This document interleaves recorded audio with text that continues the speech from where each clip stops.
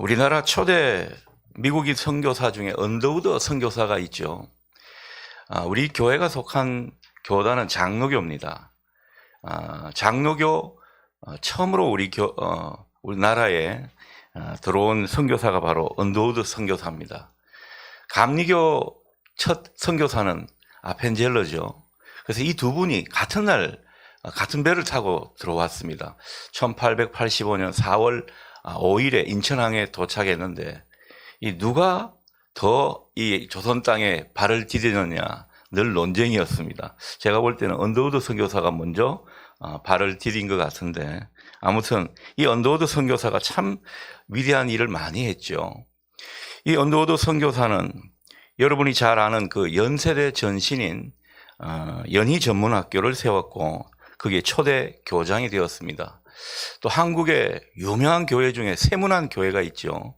그 세문안 교회를 설립했던 분이고 기독청년회 YMCA를 조직했던 분이라고 할 수 있겠습니다. 그러니까 한국 초기 교회에 아주 혁혁한 공을 세운 분이 바로 언더우드 선교사입니다. 자, 이 비범한 일을 한 분의 어린 시절 일화가 이런 게 있습니다. 이 언더우드 선교사가 유년 시절 주일학교에서 헌금할 시간이 있었는데 이 헌금할 시간에 헌금은 하지 않고 눈을 감고 기도를 드렸다고 합니다. 그 사실을 본 주일학교 선생님이 한 번은 언더우드에게 궁금해서 물었죠. 너는 왜 헌금 시간이면 눈을 감고 헌금을 드리지 않고 그렇게 기도를 하냐, 그렇게 물었더니만 이 언더우드 선교사, 그 어린 언더우드가 하는 말이, 저는 하나님께 드릴 헌금이 없어서 제 몸을 드리고 있는 중이었습니다. 그렇게 말을 했다고 합니다. 가난해서 물질이 없어서 하나님께 자기 몸을 드리곤 했다. 그게 바로 언더우드 선교사라는 거죠. 이분이 성장해서 목사가 되고 또 한국의 초대 선교사로 와서 한국 교회를 일으킨 그런 어떤 씨앗이 되었다고 볼 수가 있겠습니다. 여러분, 오늘 우리가 읽었던 본문에서도 그런 표현이 나오죠. 너희 몸을 하나님이 기뻐하시는 산 제물로 드려라. 이것이 하나님께 드릴 영적인 예배다. 이 영적인 예배는 합당한 예배다, 이런 뜻이 되겠습니다. 그래서 우리가 이번 특세의 주제가 바로 진실한 예배자 산제물되어 이것이고, 또 우리 장로님 기도하신 대로 원래 우리 표입니다. 그래서 오늘 첫째 시간, 이 표가 과연 무엇을 의미하는가, 이것을 우리가 알아보고자 하는 것이죠. 우리는 하나님의 은혜로 구원을 받은 사람들입니다. 그리고 지금도 은혜를 따라 살아가는 사람들입니다. 우리는 은혜 없이는 설명이 되지 않는 그런 사람들입니다. 자, 그런데 하나님께서 은혜를 주시고 은혜를 받은 사람들에게 요구하시는 게 있습니다. 어제 말씀에도 하나님이 생색내지 않는다 그러셨죠. 그런 하나님이 진짜 우리에게 정말 끈질기게 요구하시는 것이 있다면 그게 바로 예배입니다. 그래서 이 예배를 하나님이 참 원하시고 귀하게 여기시는데, 하나님께서 구원받고 은혜 받은 자라면 당연히 예배를 중요하게 생각하고 또 참된 예배를 드리기 위해서 몸부림쳐야 한다는 것을 우리에게 일깨워 주고 있는 것입니다. 자, 그래서 이 예배는 하나님이 좋아하시는 예배인데, 자, 그렇다면 하나님이 기뻐하실 만한 예배가 되어야 합니다. 하나님이 기뻐하실 만한 예배가 되어야 진실한 예배겠죠. 그래서 이것이 다 연결이 된다라는 겁니다. 그래서 예배는 우리가 좋자고 드리는 것이 아닙니다. 우리가 좋자고 하는 것은 부흥회죠. 그리고 여러 가지 신앙 간증회, 이런 것들이 우리가 좋자고 하는 것이고, 예배는 철저히 하나님이 기뻐하시는 그런 예배가 되어야 합니다. 그래서 이 예배의 여러 가지 정의 중에서 오늘 로마서는 우리에게 무엇을 말씀하고 있다고요? 몸으로 산 제사를 드리는 그런 예배를 드려야 한다. 그게 진실한 예배다. 그게 하나님 기뻐하시는 예배다. 이런 말씀을 하고 있는 것입니다. 자, 그렇다면 몸으로 산 제물로 드리고 산 제사를 드린다. 이게 어떤 의미인가라는 거죠. 여러분, 우리가 진실한 예배자 그러면 어떤 느낌이 듭니까? 아, 저 사람 참 진실한 사람이다. 그 사람의 속과 그 사람의 마음과 그 사람의 행동이 일치한다는 뜻이겠죠. 그러니까 하나님 앞에 진실한 예배자라는 건요, 참 사람의 모습으로 하나님께 예배를 드리는 것을 우선은 생각해 볼 수가 있습니다. 자, 우리가 참 사람이라는 것은 여러 가지를 생각할 수 있겠습니다만은 우리가 예수 그리스도를 믿고 존재가 변화된 사람이거든요. 우리가 예수 그리스도로 말미암아 그분의 피의 제사로 말미암아 우리는 옛사람은 죽고 새 사람이 된 사람들입니다. 자, 그래서 산 제물로 우리 몸을 드린다는 것은 첫 번째는요, 내 옛 자아를 죽이는 것입니다. 이 모습이 우리에게 요구된다라는 거죠. 예수 그리스도를 믿고 우리는 새로운 존재가 되었는데 새로운 존재에 걸맞는 삶이 그 인격이 갖추어져야 하는데 그렇지를 못하더라라는 겁니다. 우리는 죄에 대하여는 죽었고 또 주님께는 살았다고 하는 존재라고 성경은 표현하고 있습니다. 죄에 대해 죽고 그리고 육신의 정욕에 굴복하지 않는 사람이 바로 새 사람의 모습입니다. 죄의 종로로 사는 것이 아니라 의의 종으로 살아가는 것이 새로운 피조물의 삶의 모습이라는 거죠. 그러나 우리가 어떻습니까? 우리의 실존은 어떻습니까? 정말 우리가 의의 종으로 살아가는 것 같습니까? 우리가 정말 죄에 대해서 죽은 사람처럼 그렇게 살아가고 있냐라는 겁니다. 여러분은 육신의 정욕에 잘 굴복하는 이런 모습으로 살아가고 있습니까? 옛사람을 벗어버리고 정말 새 사람의 옷을 입고 살아가고 있냐라는 거죠. 이런 류의 질문을 계속 던지다 보면요, 점점 마음이 쪼그라듭니다. 아니요, 이런 대답을 할 수밖에 없습니다. 자, 그렇다면 이런 질문에 우리가 제대로 답을 하지 못하고 아니요라고 할 수밖에 없는 크기에는 무슨 문제가 있는 것입니까? 바로 서두에 말씀드렸던 옛 자아를 죽이지 못해서 그런 것입니다. 어떤 의미에서 믿음 생활은요, 내 옛 자아를 자꾸 죽여나가는 일일지도 모릅니다. 그래서 나의 거짓 자아, 옛 자아는 점점 사라지고 내 속에 참 자아가 나타나게 하는 것, 여러분, 이게 참 믿음 생활의 모습이라고 할 수가 있겠습니다. 그래서 이런 맥락으로 바울은 유명한 말을 남겼죠. 나는 날마다 죽노라. 날마다 죽는다는 게 세상 사람들이 들어볼 때는 이상한 소리일 거 아니겠습니까? 나의 거짓 자, 옛 자를 죽인다라는 것입니다. 우리가 하나님 앞에 예배를 드리면서 내 이 자아는 변화되지 않고 그냥 겉의 모습만 가지고 하나님께 좋은 제물을 드리고 하나님께 뭐 아주 경건한 예배를 드리고 이렇게 모양만 갖춘다고 되는 게 아니라는 것입니다. 우리 속에 참된 변화가 일어나는 그 옛 자아가 점점 죽어가고 내 속에 새로운 존재로서의 그 자아가 형성되는 것, 이게 참 믿음의 사람의 모습이라는 것입니다. 그래서 우리가 신앙생활을 깊이 하다 보면 나를 자꾸 주님 앞에 의의 종으로 서가도록 하는 이런 모습이 한편으로 나타나고요, 한편으로는요, 우리 안에 육신에 속한 것, 옛사람에 속한 것, 이런 것들을 자꾸 도려내고 깎아내는 이런 모습이 우리 가운데 나타나게 되는 것입니다. 이것을 뭐 한편으로는 영성이라 그럴 수도 있고 수도적인 삶이라고 할 수도 있겠습니다. 우리가 하나님 앞에 진실한 예배자로 살아가려면 이 육신에 속한 옛사람을 자꾸 죽여나가야 된다는 거죠. 여러분, 제가 이제 집사에서 전도사가 되고 목회자로 넘어가는 과정, 그때 참 저는 괴로웠습니다. 왠가 하니까 이 옛자아가 잘 죽지를 않는 거예요.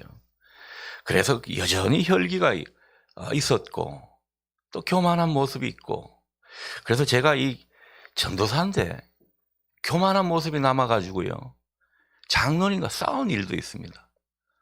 물론 나중에는 그냥 형제같이 지내는 이 아름다운 관계로 발전하기는 했지만은 그런 일이 있었습니다.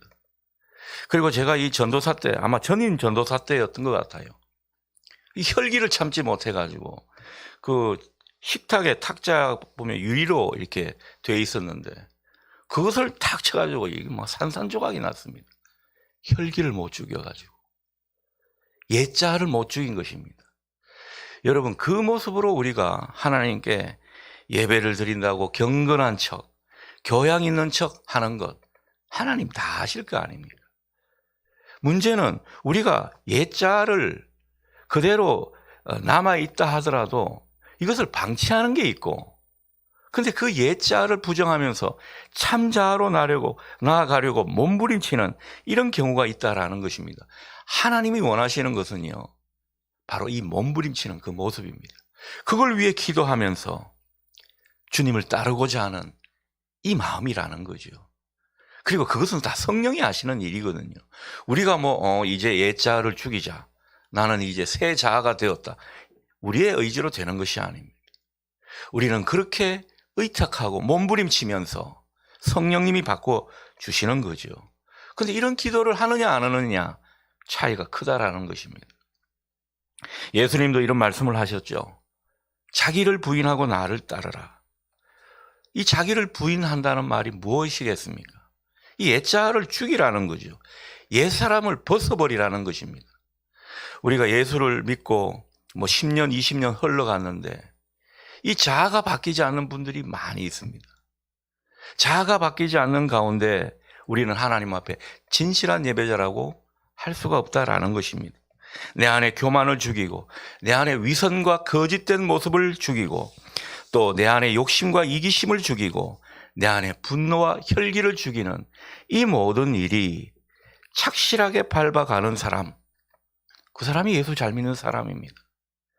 옛자를 죽이면서 새 사람 되려고 몸부림치는 것, 이게 내 몸을 산 제물로 하나님 앞에 드리는 진실한 예배자의 모습인 것입니다.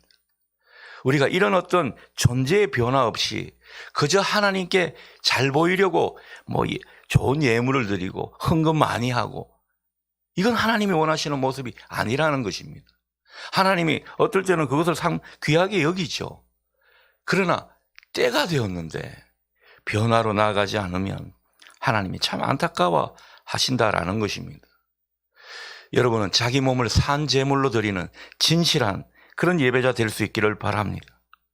단지 주일 성수 잘하고 헌금 잘하는 이 겉사람의 모습으로 하나님께 승부를 거는 그런 모습이 아니라 내 옛자를, 내 이 부족한 것을 직시하고 그 옛자를 성령님께 내어드리면서 성령의 불로 그것을 태우고 그 가운데 더욱 새로운 존재로 되어가는 그런 어떤 모습을 통해서 진실된 사람이 되고자 하는, 여러분, 그 모습 가운데 하나님은 우리를 기뻐 받으시는 제물로 삼으시는 줄 믿습니다. 그러니 새 사람이 되어가는 이 진실된 모습으로 하나님이 기뻐하시는 산 제물이 되는 것이 하나님이 우리에게 원하시는 모습이라는 거죠. 그러니 진실한 예배자는요, 성령의 도움으로 참 자아를 찾아가는 사람들입니다. 그 속에서 하나님 앞에 진실한 모습으로 하나님 앞에 자기를 드리고자 하는 그런 헌신이 있다면 하나님이 얼마나 그 사람을 귀하게 여기는지 모릅니다. 영광을 받으십니다. 그러니 여러분, 우리의 겉사람이 중요한 것이 아니라 속사람이, 그리고 옛자를 죽이고 점점 새로운 존재로 변화되는 그런 우리가 되기를 이 한 주간 기도하고 또 하나님 앞에 소원하시면서 하나님 앞에 산 제물 되는 저와 여러분 되실 수 있기를 소원합니다. 자, 두 번째 의미는요, 우리 몸을 거룩한 제물로 드리라는 것은 삶으로 예배를 드리라는 것입니다. 여러분, 하나님 기뻐하시는 예배를, 그 예배를 드리는 마음으로 우리가 일상을 살아간다면 삶으로 예배를 드리는 모습일 겁니다. 종교개혁자 마틴 루터는 이런 말을 했죠.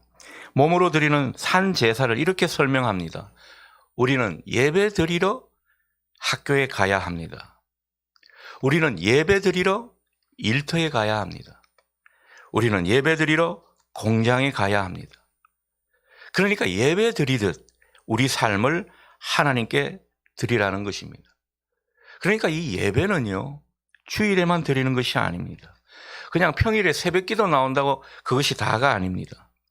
일주일 동안 하나님과 거리가 먼 그런 삶이 아니라 하나님과 친밀한 삶을 사는, 그래서 하나님 앞에서 살아가는 듯한 그런 모습을 살아갈 때 우리는 예배적인 삶을 산다고 할 수가 있겠습니다. 여러분, 일주일 동안 살면서 믿음을 지키려고 몸부림치다가 정말 기도하는 마음으로 살다가 이 주일 예배에 참석해 보십시오. 얼마나 감격스러운지. 하나님의 임재를 사모하면서 날마다 주님과 동행하기를 소원하며 사는 그런 삶이 지속된 사람은요, 주일에도 큰 은혜를 받는 것입니다. 주일에 큰 은혜를 받고 또 일상을 주님과 동행하고자 하는 그런 모습으로 살아가는 삶이 예배적 삶인 것이죠. 산 제물로 우리를 드리는 모습인 것입니다. 그래서 삶이 예배와 연결될 때, 예배가 삶으로 이어질 때 하나님은 우리를 받으시고, 그리고 그 모든 것은 하나님이 받으시는 신령한 예배가 되는 것입니다. 그러니 우리는 삶으로, 일상의 모습으로 예배를 드리는 것입니다. 주일의 예배는 구체적인 일상의 자리로 이어지게 하는 것이죠. 여러분, 주일의 예배가 일상의 자리로 이어지는 것이 무엇입니까? 이 일상의 자리에서 주님의 말씀을 따라 살고 또 성화되어 가는 그런 모습이 있는 것을 말하는 것이죠. 앞서 말씀드린 옛사람의 존재를 벗어버리고 새 마음, 새 사람으로 살아가는 그런 모습을 말하는 것입니다. 우리가 하루하루 새로운 존재로 변화되고 또 하나님 나라에 속한 그런 존재로 행동하고 살아간다면 여러분, 우리의 일상은 그 자체가 예배인 것입니다.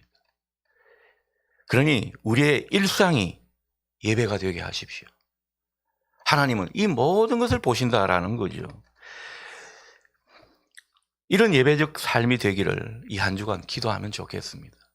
우리가 보면요, 주일 따로 일상 따로, 주일에서는 정말 거룩한 사람처럼 보이는데 일터만 가면 이게 태도 돌변, 또 안면도 달라지는 이런 분들이 있을 수 있다라는 거죠.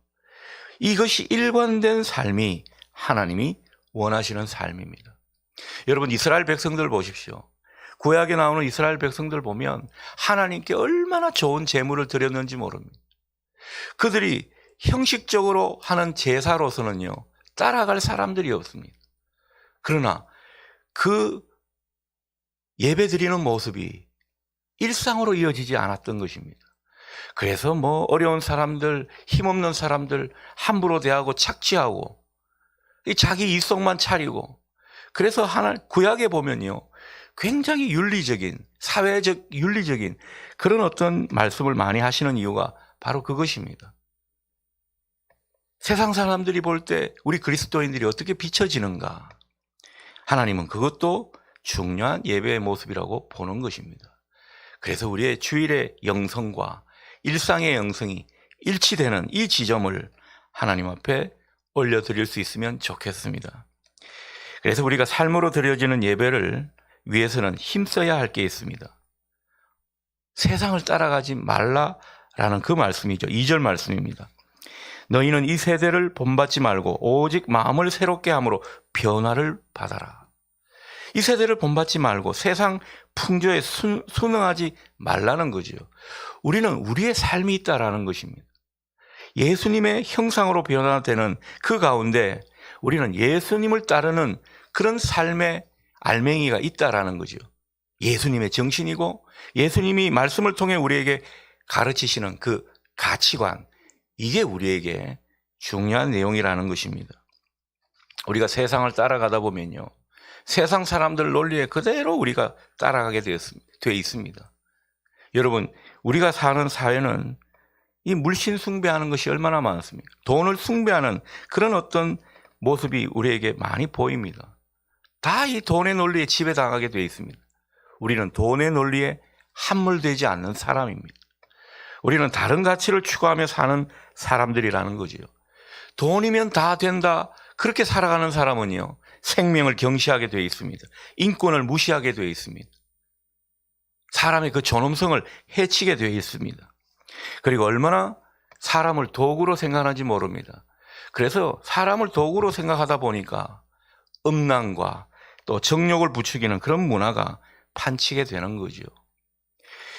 여러분, 젊은이들이 자주 찾아간다는 그 강남이나 또 뭐 홍대 또 뭐 이태원의 클럽들, 굉장히 퇴폐적인 문화를 보인다고 하지 않습니까? 뭐 요즘 젊은이 사이에 마약이 많이 횡행한다는 것을 우리가 어렵지 않게 알 수가 있습니다. 세상 논리에 따라가지 않고 세상의 풍조를 따라가지 않는 그런 우리의 중심이 필요한 시대입니다. 그리고 우리가 사는 세상은요, 사랑이 식어버렸습니다. 여러분, 가족 간에도 형제 간에도 사랑을 찾아보기가 힘든 시대에 우리가 살고 있습니다. 이 교회에서조차 사랑이 식어져 버린 그런 모습이 허다합니다. 우리 교회는 사랑이 넘치는 교회가 되면 좋겠습니다. 세상 풍조를 따라가는 것이 아니기 때문에 그렇죠. 다투고 싸우고 분열하는 그런 모습이 얼마나 많이 보입니까? 정치판이 그렇고 또 심지어 교회도 그렇습니다. 여러분, 우리가 살아가는 이 세상의 모습 그대로 따라하는 것이 아니라 그것을 거슬러서 정말 주님이 원하시는 모습을 따라가는 것, 우리에게 필요합니다. 자, 그런데 세상 풍조를 우리가 뭐 따라가고 싶어서 따라가겠습니까? 세상 문화를 우리가 수용하고 싶어서 수용하겠습니까? 이게 잘 안 되더라라는 거죠. 자, 그렇다면 우리가 분명히 알아야 합니다. 여러분, 세상 문화, 세상 풍조, 세상 가치관은요, 한 가지 속성이 있습니다. 끊임없이 사람들을 길들이려 한다라는 것입니다. 그래서 주님이 이 세대를 본받지 말라 꼬집듯 말씀하시는 것은 다른 이유가 아닙니다. 우리가 그만큼 세상에 길들여진 존재로 살기 때문입니다. 길들여지지 말라라는 거죠. 우리가 은연중에 따라가는 것, 길들여지는 것입니다. 우리는 어쩌면 세상의 가치관을 우리도 모르게 내면화해서 살아가고 있는지도 모릅니다.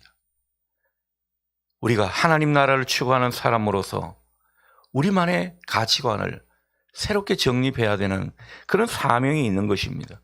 세상적인 틀을 가지고 교회를 운영하고 교회를 하나님 나라를 섬기고 이래서는 안 된다라는 것입니다. 우리가 세상에 길들여진 것이 무엇인지 우리는 때로는 냉철하게 스스로를 보면서 세상의 방식대로 하자는 것을 그대로 따라하는 것이 아니라 멈추어 서서 이게 과연 옳을까, 맞는 걸까 판단하는 것, 여러분, 때로는 이것이 중요한 것입니다. 사실 가만히 있으면요, 우리는 다 길들여지게 되어 있습니다. 우리 아이들도 보면 세상의 그 모든 문화에 많이 길들여져 있지 않습니까? 요즘은 이상한 그런 춤도 있고 말이죠. 우리는 그저 가만히 있으면은 세상을 본받게 되어 있습니다. 길들여져 가게 되어 있습니다. 이것을 끊어내야 된다는 거죠. 여러분, 우리가 세상을 본받지 않고 따라가지 않으려면 어떻게 해야 하는 것입니까? 오늘 그것을 2절에서 말씀하고 있는 거죠. 우리 마음이 새로워져야 합니다. 우리 마음이 새로워진다는 것은 우리가 추구하는 삶의 지향이 바뀌는 것을 말하는 것입니다. 가치관의 변화가 일어나는 이것을 의미하는 것입니다. 여러분, 어떤 분은 보면은 예수를 믿고 회심을 했는데 세상을 바라보는 관점, 자기 인생의 가치관은 전혀 달라지지 않는 그런 분들이 있습니다. 정치관이나 경제관이나 세상 사람들과 전혀 다를 바가 없습니다. 우리의 마음과 생각이 바뀌지 않는 한 우리는 주님이 원하시는 행동과 삶의 변화가 일어나지 않을 것입니다. 자, 그렇다면 우리 마음과 생각이 새로워지려면 무심코 세상의 가치를 따라하던 그 모습에서 우리가 멈추고 다시 새롭게 나아가려면 어떻게 해야 하는 것입니까? 우선은요, 모든 우리가 행동과 결정에 있어서 하나님이 정말 기뻐하실까?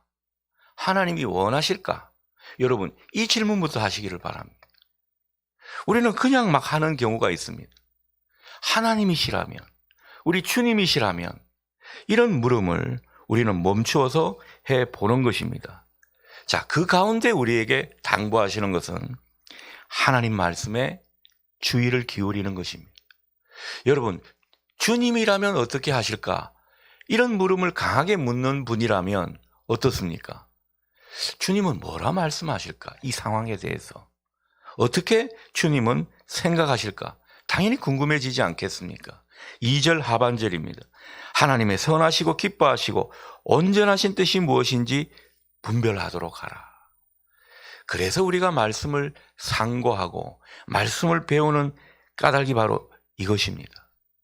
우리가 우리 몸을 하나님께 산 제물로 바치려면 하나님의 선하시고 기뻐하시고 온전한 뜻이 무엇인지 분별해야 하는 것입니다. 그런데 많은 그리스도인들이 이런 분별은 하지 않고 그저 자기의 입장에서 자기 좋을 대로 자기 의로 하나님을 섬기려 하는 것입니다. 하나님이 그걸 원하시는 게 아닌데 이스라엘 백성, 구약의 이스라엘 백성들의 모습이 오늘날에도 재현되고 있다라는 겁니다. 여러분, 부디 바라기는 이번 특세를 다시 시작으로 정말 하나님의 기뻐하시는 뜻, 하나님의 온전하신 뜻, 하나님께서 우리에게 어떤 선한 뜻을 가지고 계신지 분별해 갈 수 있는 이 분별의 영이 여러분 가운데 있기를 축복합니다. 그것이 우리에게 열매 맺어져야 한다는 거죠. 자, 이것이 쌓이게 되면 어떻게 되겠습니까? 하나님의 관점이 쌓이게 되겠죠. 하나님이 어떻게 세상을 바라보고 하나님이 어떻게 사람을 바라보고 하나님께서 어떻게 이 나라를 보고 계신지 우리가 그 관점을 점점 받아들이게 되는 것입니다. 그래서 예수님과 하나가 된다는 것은요, 예수님과 시선이 같아지는 것이겠죠. 관점이 같아지는 것입니다. 여러분은 지금 진실한 예배자로 살아가고 있습니까? 진실한 예배자는 몸으로 삶으로 하나님 앞에 제물이 되는 그런 사람입니다. 날마다 자기의 옛 자아를 죽이면서 새 사람으로 살아가고자 발버둥치는 사람입니다. 주일의 예배가 일상으로 이어져서 세상을 본받지 않고 또 세상의 조류에 빠지지 않고 자신의 거룩함, 구별됨을 지켜나가는 사람입니다. 여러분, 이게 바로 삶으로 하나님을 예배하는 모습이고 이를 위해서 우리는 말씀 안에서 하나님의 뜻을 분별해 가는 거죠. 그 가운데 우리의 마음과 생각을 자꾸 새롭게 하는 것입니다. 하나님 앞에 산 제물되어 진실한 예배자로 살아가는 저와 여러분 될 수 있기를 축원합니다.